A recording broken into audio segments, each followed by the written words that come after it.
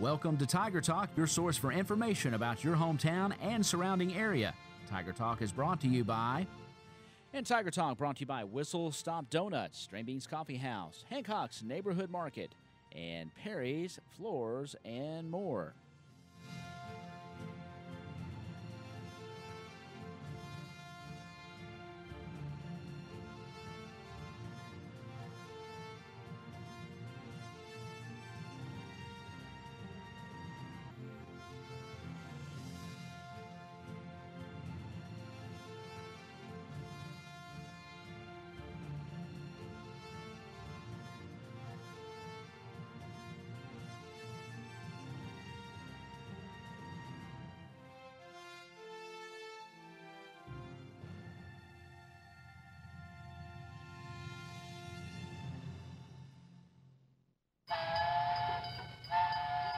Make the morning great with a stop at Whistle Stop Donuts on West Main Street in Princeton. Whistle Stop makes their donuts fresh daily, and they're ready on your way to work or school. They have a wide variety of fresh donuts, so you can surprise the office with a dozen delicious donuts. Stop by Whistle Stop today and enjoy a donut or a dozen. They're open 5 a.m. to noon Monday through Saturday. Whistle Stop Donuts on West Main in Princeton. All right, and at 8:04, we are here on Tiger Talk, and of course, we are approaching Halloween. And I have the pleasure of welcoming into the WPKY studio Steve Asher. How are you? I'm pretty good. A little chilly. There's some frost on the pumpkin this morning. Little frost on the pumpkin, and I know recently I've seen you on. You kind of been on a little book tour. You're a writer, and you've written a couple of books on haunts and ghouls and ghosts. You know. First one I think was on Kentucky State Penitentiary that's been out, and then you've got one that has not been released yet, just written, and it's coming out pretty soon I think, and that's about the Western State Hospital in Hopkinsville, if that's correct. Well, yeah. Well, let me put a slight addition to that. It is available on pre-order. It will hit the stands in February of 2018. Okay. And it's called Hauntings of the Western Lunatic Asylum, which is the original name. That's what they called it, wasn't it? Right. That was just the name of the time, and it's indicative of how it was. Just like now, like PTSD is that. Before it was shell shock. Just right. They try to change the names up a little bit, modernize them, and that just shows also the changing mindset of people, especially when it comes to special needs people. And right. They're trying to be a lot more inclusive, actually, and so that's a good thing. Well, let's talk a little bit about your interest in haunts and ghouls and the different stories that are out there. What got you interested in stuff like that? I would say probably half and half nature, half and half nurture. Just growing up, I've always had an interest in stories. Just little things like that. When I was a kid, I'd go through the woods or something, see a tree that's looks like it's got a face, or it's, my dad would tell me a story, or my mom would tell me something from the olden days, because she's from like Appalachian area. Okay. And so she would tell me a lot of those mountain stories, and which is full of superstition and haints and boogers is what I understood them as a kid. And, say it again.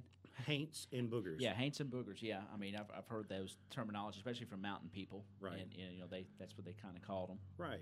And it's sort of a reflection on that. But just growing up in a small town, I did a little sports, nothing real serious, but I love to read, and I love fiction, and writers like Poe, Lovecraft. There's a guy named Algernon Blackwood, which sounds like he's a magician or something, Yeah. But cool name. Well, yeah, it was a very cool name. I'd hate to try to spell it every day. But yeah, he was from the same sort of time, same sort of gothic element, which I have some of that in my book. I try not to go too heavy-handed with it, this because I'm not Poe and I'm not Lovecraft, but they definitely were huge influences, as was Stephen King. So it's sort of like the master, so to speak. Master. I mean, really. No, huge nod. Yeah. Huge nod. My first signing, I wore a Stephen King shirt. Yeah.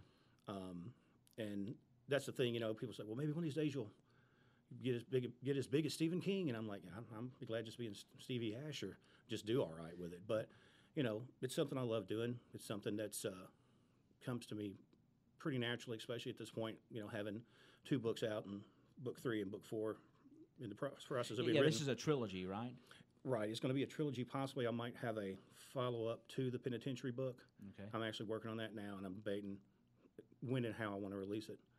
But, all these books, excuse me, just like the Hauntings of Kentucky State Penitentiary, the Hauntings of Western Lunatic Asylum, not only will they be in paper form, they'll be on ebook, and like the Google ebooks and stuff, it'll read it to you. So it's kind of like an audiobook too. Yeah, that's cool that that capability is out there for lots of folks. A lot of folks still want to hold a real book, but a lot of everybody's carrying around a device, and it's real easy to get it on there that way. You know what you've done now.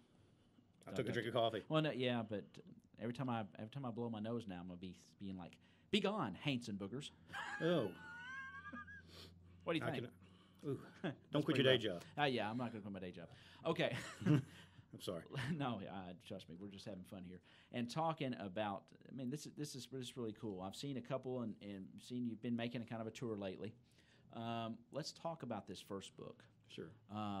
Pretty interesting, and what there have been stories. I've toured the Kentucky Penitentiary years ago, and there's got to be all kinds of stories about the haunts and different things that go on there. Can you share a few of those without don't give away too much of your book? I want people to read your book, but sure. But just let's talk about a few of the more interesting ones from KSP.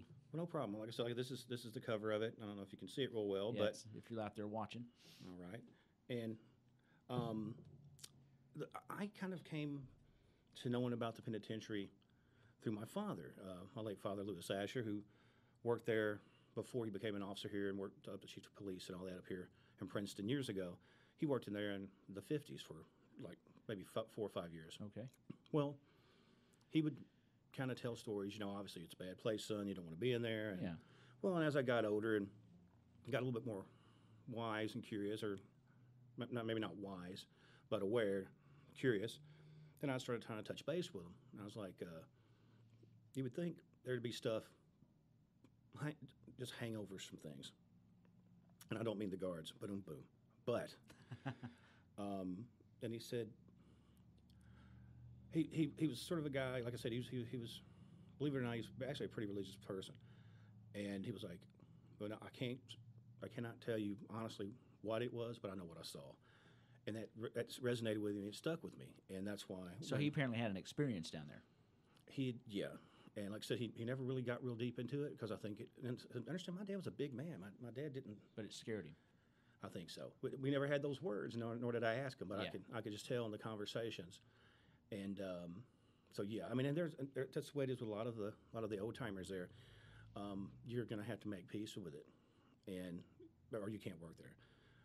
And I'm not saying that like every 5 minutes something's jumping off, or you're like poltergeist or something, like your chairs are moving in and out of their desks. It just might be a feeling or a thought. If they're walking down a hall by themselves, there might just be Right. something there that's just shadows, cold spots. Yeah. Like you're in the gymnasium and you'll hear guards' keys jingling, and there's no one guard there. around. There's no one there. Yeah. You'll be where the tannery used to be. They used to make leather goods there. Right. I remember that. I had a wallet from there when I was a kid. And it was neat. Yeah. See, that's super cool. Yeah. And sometimes you'll be close where the tannery is, and you'll hear the sounds of that, or maybe you'll smell that. Kind of that leathery, wet smell. Yeah. Yeah. You'll smell it real strong. But like if you go inside, there was actually a place on the yard where they used to have a little shop. You go in there now, I mean, it's been cleaned out and kind of refurbished. You can't even tell it was ever a leather shop. Right. And of course, being an investigator, because I do investigate hauntings, you look at it and go, okay, well, if this was around a wet time, perhaps it drew some of the smell out of the walls, and you have to take that in consideration. But if it's like bone dry middle of summer, no humidity, and you have to do that. Okay, well, you're hearing something rattling in your cell. Do you have a pipe that's loose? Do you have a lot of different things? I mean, you have to, if you're going to do, if you just want to write books and spook people, go for it. Yeah. But if you also want to have that other flip side, because a lot of times people would You come talking about to the us. investigation aspect? Well, I was just meaning on the investigation aspect, sure. If someone comes to you, generally it's because, well, hey, I've got kids that are scared, or hey, I'm scared, or we're all sleeping out in the living room type of stuff. So, and that's the thing. Well, like with the prison, the guards are there for 8 hours a day. They're not going anywhere. The inmates definitely aren't. So You hope not, anyway. Do I? You hope not, anyway. No, no. On a good night, no. Yeah. But yeah, that's the thing, because there were places like you might think would be like, obviously like the execution rooms. Yeah, I mean, I was going to ask you, did you sit down with guards or any authorities there and talk about experiences in your book? Did they share some of the things, details of some of the things they had? What I do in all my writing, and because what it is, this is fiction based on true stories, okay? That is so I can change the names of the individuals for their anonymity. Right. And because some people are still working there. Some people retired out, Some people had, or it's family of, it's like, well, my dad worked there in the 70s and he told me about this, And it's to have the story, but they still have the and shell. you obviously spent time interviewing these people. Sure. I mean, yeah, there's a lot. And that's the thing is, say if you have 30 or 40 stories in a book, you might have a location. Okay, let's say, well, there's a haunt. There's a haunt on the top of the yard under 10 stand. Everybody sees 10 stand when they come down the hill, that great big wall stand in the middle. Right. Well, you might have one guard, or I'll use the term guard, it's not a corrections officer. When I hired in, it was guard. Yeah. One guard who would see something kind of like a whitish mist moving occasionally from the door, start up the steps, and it would disappear, just like a quick little blink. Then you might have one that, the curtain around the toilet keeps rattling like somebody's in it, which is super off-putting when you're in a wall stand, especially at night. You might have 3 or 4 stories on at that same location. Well, you can't really make 2,000, 3,000 words out of a small little blurb like this. So what you do is you go, okay, all these 4 or 5 stories have to do with this one location. We'll compress it, okay, and make it a really punchy story with a lot of activity. And that's what I try to do with this, because say you interviewed 40 people. Okay, you might have had 4 or 5 people with the same experience. Okay, so that's X amount more people that you have to interview. Plus, there's some that's like, well, I saw a little bit of this, but no one else saw anything. So those are the stories you can't use. Then there's obviously some folks that's like, well, I'll tell you, but I don't want it released. And I respect that.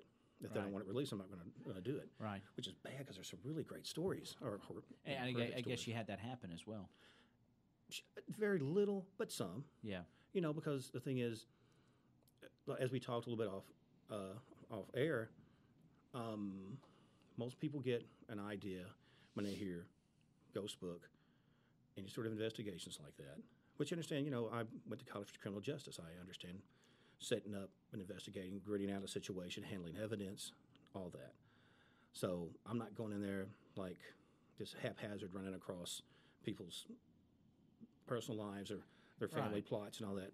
I handle my stuff professionally. But there's so much of that other side that people see, and being in a religious area, people want to know. It's one of those like, who's your people? What you about? Oh, here's my work. Here's what I've released. Here's what I've done. This is what I do. This is my day job, which has nothing to do with hunting ghosts. Right. You try to do it in a way that's respectful of those people's beliefs, and they've responded very well. And I've been very lucky like that. But it was very much a concerted effort to do it in that way because, again, like my father said, I don't know what I saw, boy, but I did see something, and I'll tell you what I saw. So, can you tell us what he saw? Was it give away anything? Can you give us a hint? I knew it had something to do coming out of 3 Cell House. There had been a really bad riot, and I didn't get names, but I had heard that there was a supervisor that was murdered, and I never saw anything documenting this, but I heard possible decapitation. Okay. That was a thing. It was almost like, think about like the old days, or way old days, like Genghis Khan stuff. You take your enemy's head, put it on a pike, facing the camp of the other ones as a warning.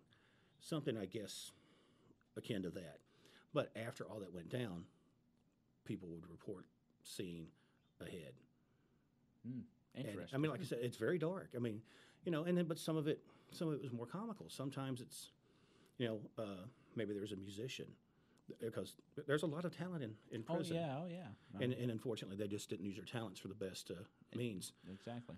You might have somebody you'll be hearing, like we were talking about playing spoons or something, clicking and clacking on little coffee tins.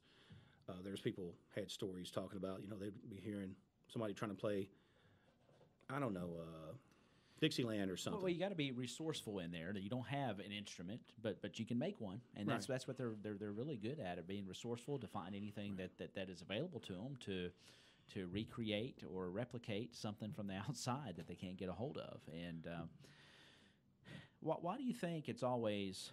I say always, not always, but when you talk about institutions, whether they're prisons, hospitals, how come it just seems like those places are always haunted? Is because of the events that maybe take place there, the potentiality that someone loses, there's a good idea that somebody's life is lost in these buildings.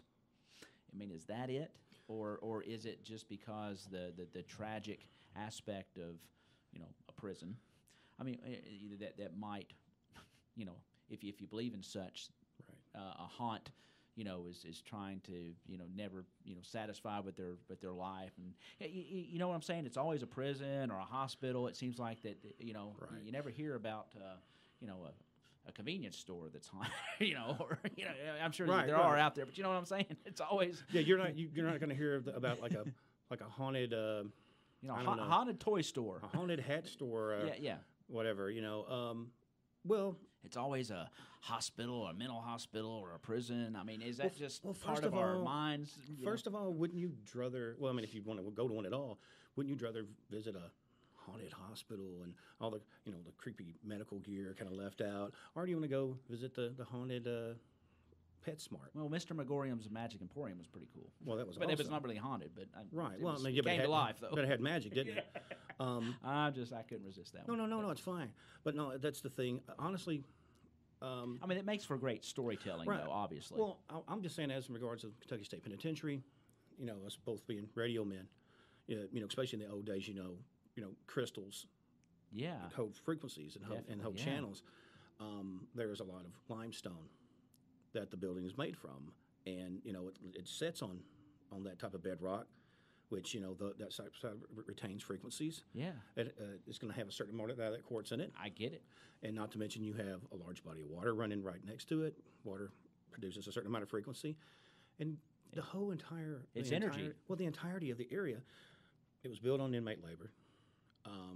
There's been a constant emotional dissociation with whatever would be considered normal and healthy, Right. and not to mention, I mean, even the river, I don't want to say it's cursed, but talk to anybody who has family from the LBL area, the Golden Pine or the Golden Pine area, and see if there's not a little bad blood about having them leave. I catch your drift. So, I I mean, think I'm catching your drift. I mean, there's a here watery with- ghost town in there. There's actually, stories that I have that talk about, that watery ghost town under there, and because it's just one of those things. So as for the penitentiary anyway, I believe that's true. And the thing is with Western State or the Western Lunatic Asylum, similar kind of thing. You have a lot of folks in there dealing with a lot of emotional distress. It's at an early time where obviously codes and conducts were not what they are today, Exactly. and it was just a much rougher, trying time, and a lot of things went wrong. Not to say that necessarily now. I mean, a lot of the folks that I talk to from Western State are there almost on a mission. It's okay. Like the folks that work at the prison, they're on a mission too. Yeah. And it's like for the safety and the this and the that of the community, and obviously to take care of their family. In Western State, it's almost different. They're a little bit more of, we're here to care for these folks, try to give them some sort of spiritual, padding from the world. Maybe give them a little something. Maybe they can use that in their own lives. Mm-hmm. And they just come in with a slightly different, almost like it's a mission, a godly mission in a way. And which I kind of found surprising because I just didn't know. Because I'm working with the penitentiary, there's a lot of bravado, and gallows humor, and there's a certain amount of that there too. But it's just different. It's just coming from a different angle. Yeah, I can see that. How do you get access, I guess, to excuse me, people in the prison, or you call them, go, hey, I'm a ghost investigator, I'm a writer. I mean, how what's the process of getting in to talk to these people to I mean, is it they go, okay, come on in, we'll tell you all kinds of stories, or is it a process people look at you and go, man, what's he thinking? Well, How does that work? I will tell you my history on trying to get the book wrote. Which the way the book was wrote was happenstance. I completely stepped in it. Pardon the expression. That's all right. I wrote down a certain amount of little stories from my own memories to look at some years down the road as time fades. Maybe to and document details. them and just remember, yeah. Right, just because I thought they were interesting. And Yeah. I showed them to a friend of mine who was a writer or a former associate, whatever. And he said, do you mind if I show them to my editor? And we kind of went back and forth. And I'm not a writer, is what I told him. And anyway, he showed them. And then come back, well, hey, look, he likes it. He wants to release it. Can you get me more stories? And sure. But I did. I actually, even when I was working at the penitentiary, because I worked there Right. a total of 10 years in law enforcement there, tried to speak to two different wardens about setting up an investigation on walks that don't have any inmates on it. Got shot down. They said too much of a security risk and all that. And I said, okay. I mean, didn't think it was going to happen. It was worth a shot. But people knew that I was an investigator, and they knew I was curious about the phenomenon. And so it started like a really slow trickle out of a wall. Might have someone go, you know what? I don't believe in none of that mess. He said, but I will tell you this. One time I was down in the hospital. Not a soul down there but me. And I was hearing those locks pick up and drop like somebody was checking them. Not once, but all the way down the row. There was 10 things there, and it would happen about every hour and a half. And he says, I don't know what it was. I didn't see a thing. I didn't see angels, demons, none of that. All I know is it was awful weird, and I didn't want to work there anymore at night. That's a good part of how it started. And once the old-timers, the real old-timers, the 20-year guys that was there, started kind of going, okay, well, I'll tell you something. You know, and they just started kind of sharing their stories with me. And then it was sort of like, oh, okay, Grandpa says it's okay. Here comes all the younger guards or whoever, and then they begin sharing their stories. And So that's kind of how it happened. It was kind of like a domino effect, I guess. it was really strange. I think it was like I was in an odd position that I was. All right, you know those little games you drop the quarters in, and it's all piled up, and Yeah. it just has to be the right quarter to knock 5 or 6 of them out. I just happened to have that quarter, and the stories were there. I mean, he could have wrote this book. That's the thing. There's nothing spectacular about me. Anyone could have put this book down. It's just they never did. They never. But you had dropped an that quarter. interest. You were in the right place at the right time. It just sort of came together. Like I said, it fell into place for you. It sounds Right. like. Well, fuel, oxygen combustion, and boom, the fire was there. Yeah. And that's And you how. had an interest as well already. So. Well, oh, absolutely. I mean, ever since I was a little kid, I obviously loved all the old Hammer horror films and Young Frankenstein. I mean, I wasn't walking around like Pugsley Adams or anything like that. I mean, I was a normal kid, all in all. But I was a normal kid that would go to the library and read books by guys like Hans Holzer, who was like the first paranormal investigator that ever put out that type of books in modern times. And I thought, that's really cool. And so I just kind of lived vicariously through that and, movies and things like that. And then by the time like Ghost Hunters and stuff come out, it was sort of like safe to be that guy. And so made it okay to kind of say, hey, I'm into that. Right. Well, I mean, like I said, it's not a thing where that's not my all day and obsessive thing. I mean, I've got family. I work with special needs adults. That's where my heart's at. But there's always that component of myself that's going to be interested in a good spook story.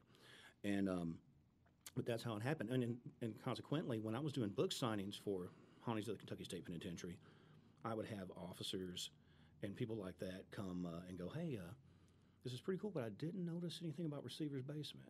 Or I didn't notice anything, you didn't really talk about the That book. might have been a story you missed.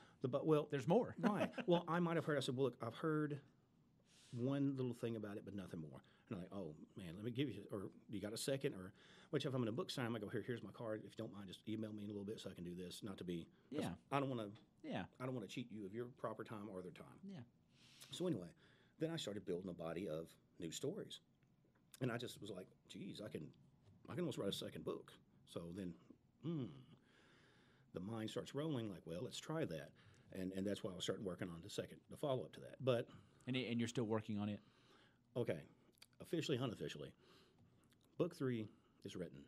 Book 3 is going to be about a Catholic orphanage / school, then later a home for special needs adults in Morganfield, Kentucky. I had no idea all the crazy stuff that came out of Morganfield, paranormally wise.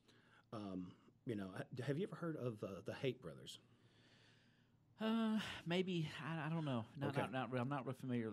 I heard something like a long time ago. Like HAIGHT, something like that. It was like HA. It might actually be harp. Okay. HARPE. Okay. And I heard something about it years ago on like a Disney thing with Daniel Boone, and he was fighting these old guys. Shows you how old I am. And he was fighting these mean group of brothers, and they were the Haight brothers. Haight brothers. Okay. Haight brothers. I got you. And I was like, well, that's quirky, whatever. Well, so I'm researching this, and somebody was making mention about a story out in the woods. Well, the Haight brothers, Kentucky has a distinction of having the first American serial killers. These guys were bad. These guys they were back in time of when there was colonists and people loyal to the crown. They were Scotsmen, but they were loyal to the crown, and they would attack colonial, places in that area. It was right on the river, so a lot of times they would be highwaymen.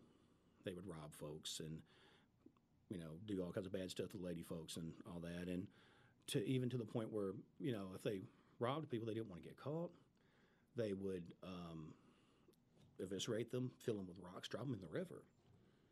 Like I said, it's dark. It's even darker than that. I won't get into it, but that's going to be in that book. Who knew that? They had 35. It's rumored over 50 murders, and people talk about the woods. You can hear people trying to run through the woods and screaming. And we were talking about that headless thing. Comes full circle. Yeah. Back in the day when they caught these men, they beheaded them and put them at the time at the Webster County Courthouse. Later, they put it on the other side. And that's documented? Yes. And at the time, they went to the river there at Caseyville. Sorry, I was trying to remember because I get my books mixed up. I understand. Caseyville line, and they put the heads there where they just, I guess, sat there until they fell apart. Wow. And people would report hearing people scream and all the kind of like a hex half. I won't say the word hex half acre over toward Dawson, and but they would report to a man, not like a headless horseman, like a headless jogger or something. Really, just wandering around, without his noggin, looking around trying to find his head. And I have researched stuff for, I'm 47 now, good 20 plus years, almost 30 years. Never ever heard of that. How did I miss that? Yeah. Which at first I was like, man, I should have known that. But then I was like, this is great. I'm finding new stuff. I'm excited to learn new stuff. And I guess there's probably untold all kinds of stuff out there. Let's take a quick break. We'll come back, and this is all fascinating stuff. I want to hear about some of the famous haunts. There's several famous haunts here around Caldwell County, different things, sure, different stories up here. And I know you know about them. Let's touch base on a few of them, especially as we're here we're heading toward Halloween on Tuesday night. But that's it. I know there's a few, and we'll take a quick break, and we'll come back and we'll talk about that in just a minute. Okay? Sounds great. All right, you're listening to Tiger Talk. Steve Asher in the house. It's 8:30, and we're talking haunts and ghouls and all kinds of good stuff. Let me see that book there. The name of it. This one. The first book is Hauntings of the Kentucky State Penitentiary by Steve Asher, and it's got all kinds of great stories in it. It's got several chapters in it, and we encourage you to check that out. He's got some other books coming out here soon, and we're going to be back here in just a moment. You're listening to Tiger Talk on WPKY. Hancock's Neighborhood Market on Commerce Street in Cadiz is the place to shop for delicious homemade goodness. Hancock's makes their own fresh chicken salad, pimento cheese, salads, and a variety of mouth-watering desserts, sure to please your entire family. While at Hancock's, be sure to visit their meat department for the best selection of USDA choice meats in the area. Hancock's Neighborhood Market in Cadiz, hometown, homemade goodness, and the Hancock name you know and trust for quality for your family. Hancock's Neighborhood Market on Commerce Street in Cadiz. Since 1978, Perry's Floors and More has been selling, installing, and servicing homeowners throughout Western Kentucky with quality flooring and workmanship. Perry's Floors and More carries luxury vinyl plank and luxury vinyl tile, carpet, window treatments, and more. Quality brands like Mannington, Shaw, Tarkett, Beaulieu, and Flexitech. There is a reason why we say you can walk on our reputation. Come see Bill and Lucy at 127 West Market Street or call 270-365-9869. And we're back here on Tiger Talk at 8:33. Steve Asher in, and we're talking about ghosts and ghouls and haunts, and you investigate this stuff. Let's talk about a few. I know a couple years ago on Facebook, several folks, they got a little chain going about certain areas here in the county. This was maybe last year, maybe year before last. I remember just seeing folks that knew about these stories. But tell us about some of the. Of course, we got Gravity Hill out here. What's the story behind that? Let's start there. Well, I'll tell you, you touched on something I was going to mention too. Even though I talk to a lot of people from Ediville, from Western State, there's a lot of people right in this county here that know a lot about the history and knew a lot about the build up to places being raised and this and that. Right. So it's kind of like you always want kind of I don't want to say an old timer, but somebody's like, well, hey, you remember where that old crooked tree was down there by the Shearway used to stand? Because a lot of this stuff's gone. Right. Well, that's why I feel like I'm that guy now because I'm saying, well, hey, I'm going to run down to the pantry, and it says, well, I said, yeah. I'd say the quick pick instead of the pantry. So okay, the kangaroo. Yeah. And it's like that guys like Mr. Roy Rogers. Yeah, and that's what I was talking. Yeah, Roy Jean was had a lot of stories and was putting them out there. And Mr. Wells downtown. Yes. Also is very knowledgeable, and I've picked their brains about stuff too, figuratively. And well, I've heard different stories on Gravity Hill, and I've heard some people that said, well, they've come in, they've debunked it. I've heard, well, what I understand the debunk was they measured where the start of the hill was and where the stop sign was. Okay, and apparently the stop sign is slightly lower than that. It's downgrade. Yeah. But also, I don't know if they went every 5 to 6 feet and saw. I mean, say if you have to go 25 foot up a hill, and then it does a drop, then explain that crawl up. Right. But either way, it's a good spook story. I've taken my kids down there. I've had people come in and visit family out of state. Oh, have you been to Gravity Hill? Ooh, come on down. And it's best to do it kind of at night. Keep your parking lights on. Do it safely, guys. Do it safely. Yeah. And I know I've seen it on internet sites too. They've got certain sites, right, stuff like yeah. was it like Shadow? Was it Shadow Hunters or something like something that? America, Haunted America, Yeah. or something like that. But what is? I mean, can you share the story? Oh, sure. I'm sorry. No, that's okay. I just wanted to kind of hear. I've heard a couple versions, but I think the one you might share might be the story. I don't know.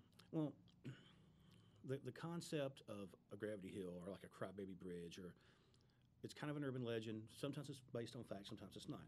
But I'd heard that there was a vehicle broke down. I've heard everything from a truck to a bus to whatever, some guy bringing in pumpkins for Halloween or whatever. Something happened, he broke down. And apparently every story, though, has kids, either the farmer's sons, kids coming back from whatever, and they're out there trying to get the car pushed out from under that viaduct off to the side. Well, the story I always heard is somebody coming down, probably kids joyriding, not watching what they're doing. And sometimes kids will turn off their lights driving, being silly, and try to scare their girlfriends or whomever. And apparently that happened, and there was a tragic accident. Yeah. And then what happens is, or what I've been told is, if you go down there, put your car in neutral, and just let it coast, you'll be pushed not just to the stop sign. I mean, you'll put your brakes on, you'll be out in the out on field. 62. Yeah. Yeah, you'll be bouncing over in the corn stalks. But they'd say you check the back of your car, and you'll see small little handprints where these little spirits or whatever were trying to push you out of the way. That's what I know. I mean, what have you heard? Yeah, that's about what I've heard is something very similar like that. I've lived out that road, so by there every day, and it's amazing how many times you turn down the road and see somebody sitting there waiting to do it. Well, see, my thing is, whenever I would go, I make sure, like when I would first go, you're kind of like, I probably should be driving through here doing this, but then now I'm a little bit older. I'm like, look, I'm coming through here for two reasons, a little bit louder. So. Okay, I'm here. That way, it's not a confusion. But also, I know people like to go down there and try to do tags and paint. And yeah, there's a lot of that down there. Yeah. But and so you don't want the cops caught on you. But usually, any places that is a city-related thing, that's rule number one in investigation. If you're going to do it right, get permission. Yeah. All you got to do is talk to the people in City Hall or whatever and explain to them what you're doing. I would go so far as I would contact the police, say it's here, say it's a Pilot Knob over there, Yeah. and go, hey, I'm Steve Asher. This is my vehicle. Here's my car number. Here's my license. Here's every single member of my team. This is exactly what we're doing. We will be in at such time. We will be out at such and such time. And if you see anything after, say, 8:15, and I would be gone by 8, so I'm leaving by 8. So if by 8:15, 8:10, 8:20, if it's there, that ain't us. Right. And, Have you ever put a level on it out there yourself? Have you ever tried to level up the road and see? You know, I try to. I didn't have like the large levels Right. and stuff, but I would try to kind of do that with like bottles of water and stuff like that. Just see how it might roll, whatever. Yeah. If it is a grade, it is really slight. Yeah. Yeah. But I mean, it's just like in construction. You're off a eighth an inch here. You're going to be off 2 foot 20 down yards the way thing. there. Yeah. It builds. That's right. Yeah. And you know, like a snowball effect, it just gets worse as you go. What about another haunt besides that one? What's another famous one here in Caldwell County that you can, off the top of your head, that's really interesting? Well, to you? there's a I know there's couple. several. Well, there's a couple that I just learned recently. Okay. And in the future, I would like to write something, but just like Mr. King, he would have Castle Rock, he would have Derry, he would have all these sort of fake towns with quirky little things that's happened, maybe that he grew up knew it happened. I would like to do something similar, and I am, which would touch on some of the hauntings and things here, but it wouldn't be Princeton. Right. It would be some exactly. little town. And I don't want to give them all away, but just some Sure. that are pretty common knowledge out there. No, of course. Like Gravity Hill. And Well, Gravity Hill, and something I just recently learned was, and again, indicative of the times, in the courthouse. I was just going to ask you about that. I've heard about a haunt there. Okay. Now, was this in what was known as the old black courtroom? Is that what you're talking about? No, I've just heard there was maybe something there, but I didn't know where and when. I've just heard there's Right. Well, see, potentially something there. I had the honor of being taken down and check out some of the stuff.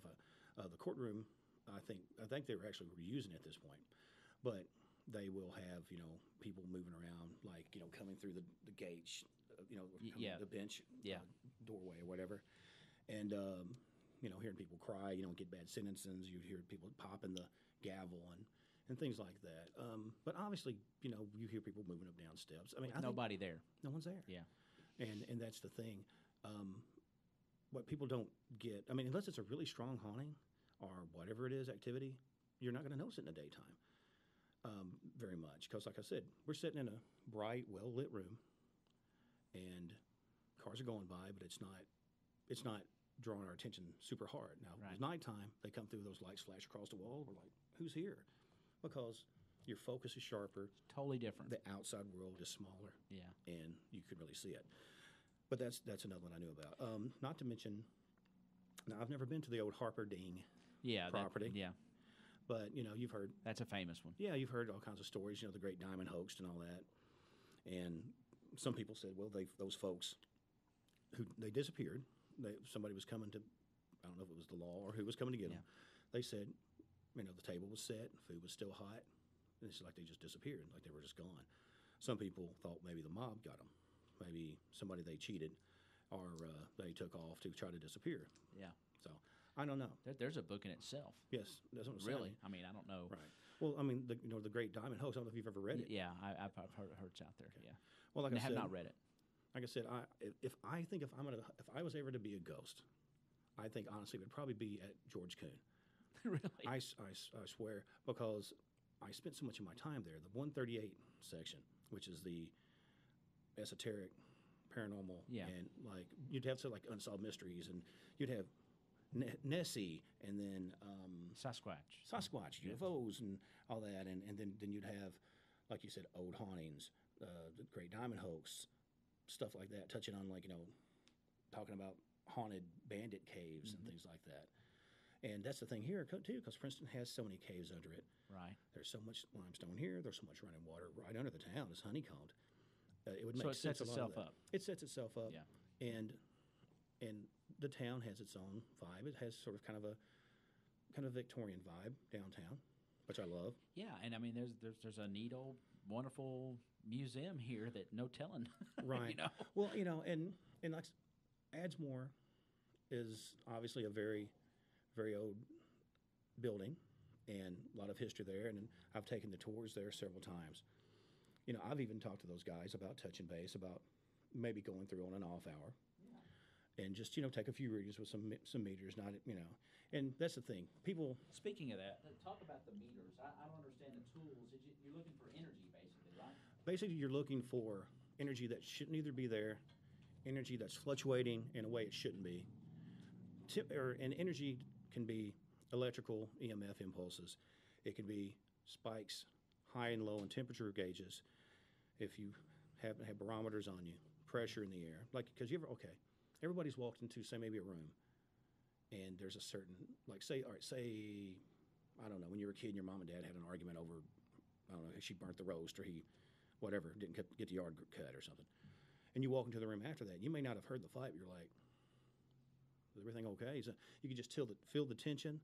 That's kind of the same deal. Same sort of deal. You have an internal barometer, and that's nothing. There's nothing occult or creepy about it. That's nature. God gave you that. That's just something to keep you safe. I think that was something we've had since the early days of going, well, maybe I shouldn't go around that corner. And I did that a lot in prison. When, if I felt an area wasn't right, I didn't stick around in it. I had a friend that calls that spidey senses. Your spidey senses is a great way to describe it. I just always just call it my private barometer. I know some people call it a radio or something. I don't. I will get odd, uncomfortable feelings. I'm not hearing spooks. I don't got just a spirit medium over here telling me. I don't have Houdini telling me his secrets. It's just. Does it feel right? I always call it street smarts. I mean, I was always one of those kids, I'd kind of get a sense, maybe I shouldn't be here. Maybe I ought to duck out and head home.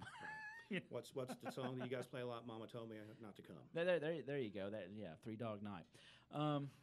This is fascinating. It's interesting. How much of this, and we're going to wrap up here. I've got another guest, but absolutely. And I appreciate you having me on. Oh yeah, this is fun. I could sit here and talk to you another hour. How much of this do you just think is in our heads? Do you mean or ghosts? Well, yeah. I'm talking about. I mean, we've all been, walking down a road at night when it's dark. That's the real easy one, and then you start thinking, what's out there, and you hear a weird noise. It could be you're sitting in your own house, if you're not distracted by watching TV or sitting there reading, but it's just you and just your house, and you hear the creaks and the pops and stuff like that. How much, or at least you imagine it, how much of this is our imagination, do you think, and how much of it is, hey, there may be something there? I think a good portion of things that are reported have some sort of way to debunk it or to explain it. I hate saying debunk because I think you're kind of saying, well, what you think is stupid, you should know it's this. Not everybody's going to know about if a pipe's rattling or whatever, or if it's the tin on their roof rattling or whatever, right. or whatever. They may not know about the caves under their house. They may not know that railroad tracks can vibrate hundreds of feet away from the track. And the human mind needs stimulation. And people who've been in sensory tanks, they'll make their own mental stimulation. That's how the human mind works. So just like those people back in the early days, and they're locked in after getting all the crops in, they're going to find something. And that's where a lot of those oral stories, like we talked about from Appalachia, come from. Yeah. Haunts and boogers. Haunts and boogers. Haunts and boogers, and some of them are haunted too. But you are going to initially find, digging through all that, you're going to find some like, I have nothing. I can't explain that. Right. That's the ones I like. Yeah. That's the ones that, and especially ones that have been enduring for decades, hundreds of years. Yeah, those really might have something to them. I mean, especially those you can't explain. I mean, anything can be a one-off. It's hard for me. I never like to investigate somewhere. It's like, oh, well, one time there was plates fell out of the cabinet or whatever. I want something that's like, about every week or so or every few nights, we'll have dogs go crazy. Sound like chains are rattling around the roof. We've checked it out. There's nothing hanging, nothing banging, no squirrels, no acorns falling on the house. And maybe there's temperature changes or really foul smells, and then it just simply disappears. That's a lot of different elements. That's like you may have something going on. And that leads me to this. somebody's out there listening, and they're going, man, I got something. I don't know what. You want them to call you to investigate? Well, I mean, like I said, I'm serious. I would definitely if you do this, I would. Well, I mean, and when I say this, because when I first started this game, I go, "Yep, here's my number." No, because a lot of times, sometimes people take advantage of you. if you want to say that, yeah. And sometimes people just you kind of have to size them up, and you got to really get an idea of what their motivations are. You're not going to have somebody back behind there rattling a pan. Right, somebody trying to clown on you to make you look foolish. You know, what's their reason? There is a fine line there, I'm sure. Right, but I'm on Facebook. Okay. Stevie Asher's my writer's page. Okay. I should probably mention, at least in regards to the books, and also they can get a hold of me. Let's talk. SimonandSchuster.com. Okay. All you got to do, or if you type in Stevie Asher, Hauntings of, it'll bring up both pages for my books through Simon and Schuster. I'm through PermutedPress.com, and I'm throwing a lot of stuff fast. I'm sorry. No, but we'll post all this on our website too, you. and you put a link to it and all that. My personal webpage is SteveEAsher.com. No spaces, no hyphenations, all lowercase and together. So it's basically Steve with an extra E and Asher.com. And yeah, I would love to hear from anybody, and if I can help them. And my first thing is, and this may surprise you, they go, well, look, I think, especially they go, I think I got a demon. First of all, I think demons, if they do exist, are pretty rare, and I'm not wanting to mess with one. I mean, tell you right off the top, I'm not that guy. My first thing is, how long has this been going on? Have you talked to clergy? Say the Lord's Prayer. Say whatever prayer your faith is. Take it from there. Things skittering around, or little bumps of the night, or little grow apparitions. There's different categories of this stuff. Right, is obviously what you're talking about. That's out of my pay grade. Yeah. And really step back and look at this, or have someone else that's close to you and say, look, see if you see what I'm saying. Is it me, or is this real? Right. And because sometimes you need that objective opinion. Because I've done it before in investigations and say, look, are you seeing what I'm seeing to people? And I've talked to everybody. I've shown. Because there are other people around that do what you do. Well, I've investigated Civil War sites, and I've talked to Mr. Ward. He would know what a cannonball sounds like, or a cannon explosion.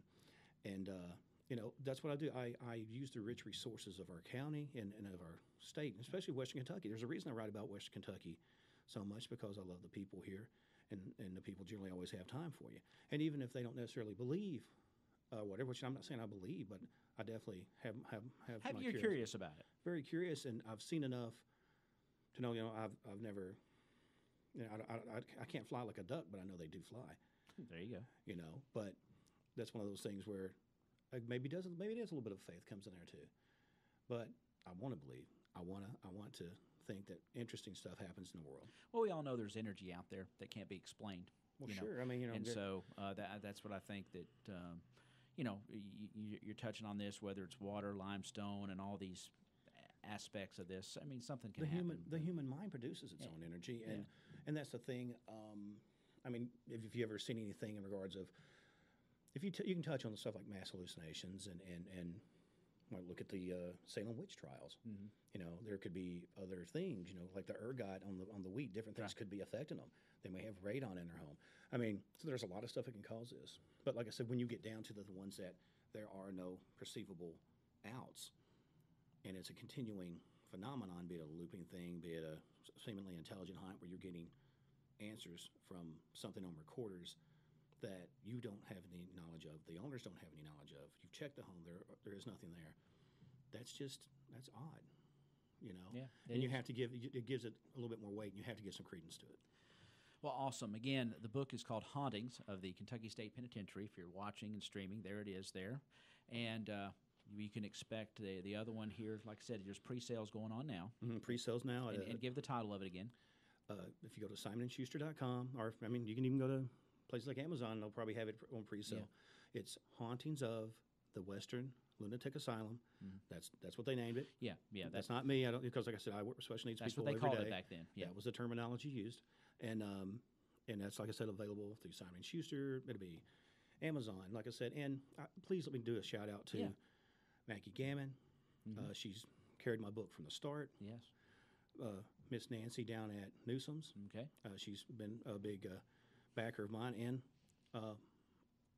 blanking out, Melissa down at the Art Guild. Yeah. And of course the folks, Nichelle and them down at George Kuhn. Yeah. They have those in there, but they only have a copy or two in there right now. I'm not saying that boastfully, but they stay out. So That's interesting, man. get your I own mean, copy a and- lot of interest in this kind of stuff, and that's why I wanted you on. It's right toward Halloween, and you're an interesting guy. I've known you for a while. We worked a little radio together. that's a one way to while put back, it. And